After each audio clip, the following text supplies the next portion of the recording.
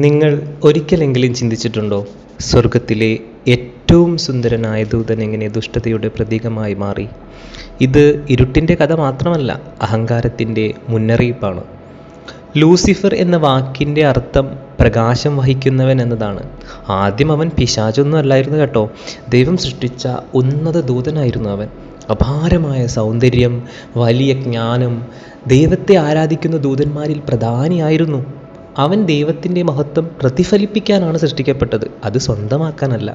കാലം കഴിഞ്ഞപ്പോൾ അവൻ്റെ ഹൃദയത്തിൽ അഹങ്കാരം വളർന്നു. അവൻ ചിന്തിച്ചു, ഞാൻ ദൈവത്തെക്കാൾ ഉയരും, ഞാൻ രാജാവാകും, എന്നെ ആരാധിക്കണം. ഇത് സ്വപ്നമല്ല, കലാപമായിരുന്നു. അഹങ്കാരം വന്നിടത്ത് വീഴ്ച ഉറപ്പാണ്. ലൂസിഫർ മറ്റു ദൂതന്മാരെയും തൻ്റെ പക്ഷത്തേക്ക് വലിച്ചു. സ്വർഗത്തിൽ അതിഭയങ്കരമായൊരു യുദ്ധം നടന്നു. ദൈവത്തിൻ്റെ ഭാഗത്ത് പ്രധാന ദൂതൻ മൈക്കേൽ. ഫലം നമുക്കറിയാലോ, ഒന്ന് മാത്രം, ലൂസിഫറിൻ്റെ പരാജയം. ഒരു നിമിഷത്തിൽ പ്രകാശം ഇരുട്ടായി, മഹത്വം അപമാനമായി, ദൂതൻ സാത്താനായി. അവനെ സ്വർഗത്തിൽ നിന്ന് തള്ളിപ്പുറത്താക്കി. അവൻ്റെ ഉള്ളിൽ നിറഞ്ഞത് കോപം, വൈരാഗ്യം, പ്രതികാരം. ഇന്ന് അവൻ അറിയപ്പെടുന്നത് സാത്താൻ എന്ന പേരിൽ. അവൻ്റെ ലക്ഷ്യം മനുഷ്യനെ ദൈവത്തിൽ നിന്ന് അകറ്റുക, കള്ളങ്ങൾ വിതറുക, പരീക്ഷണങ്ങളിലൂടെ നശിപ്പിക്കുക. അവൻ്റെ ചിന്ത ഇതാണ്: ദൈവത്തെ തോൽപ്പിക്കാനാകില്ലെങ്കിൽ ദൈവം സ്നേഹിക്കുന്ന മനുഷ്യനെ ഞാൻ നശിപ്പിക്കും.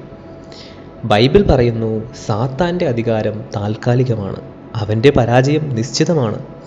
യേശുക്രിസ്തു ഇതിനകം തന്നെ വിജയം നേടിയിരിക്കുന്നു. ലൂസിഫറിൻ്റെ കഥ മഹത്വത്തിലല്ല, വിധിയിലാണ് അവസാനിക്കുന്നത്.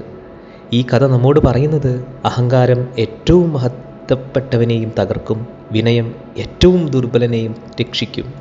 ഈ കഥ നിങ്ങളെ ചിന്തിപ്പിച്ചെങ്കിൽ വീഡിയോ ലൈക്ക് ചെയ്യൂ, മറ്റുള്ളവരോട് ഷെയർ ചെയ്യൂ, ചാനൽ സബ്സ്ക്രൈബ് ചെയ്യൂ. ഓർക്കൂ, പ്രകാശം എന്നും ഇരുട്ടിനെ ജയിക്കും. ആമേൻ.